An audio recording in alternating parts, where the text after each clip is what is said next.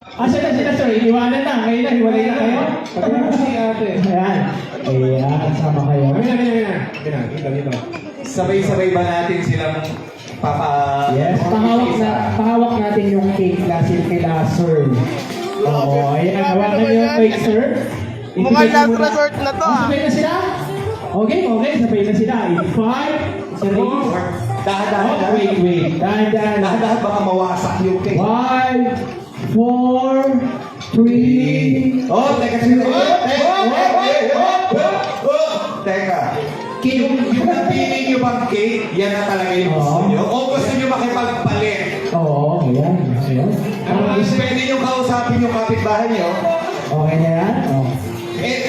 Si ate parang gusto niya makapag-usap. Ano? Hati na daw eh.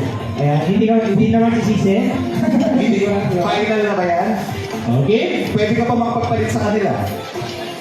Sentikas. Final na ba yan? Okay na daw. Tignan natin. 5, 4, 3. Teka! Naku, ganda. Meron tayong bisita. Hey, busy ka. Kanina pa niya ako kinukulit. Ayan na. Sino ba yan? Parang pera okay na to, ah. Nararamdaman ko, ah.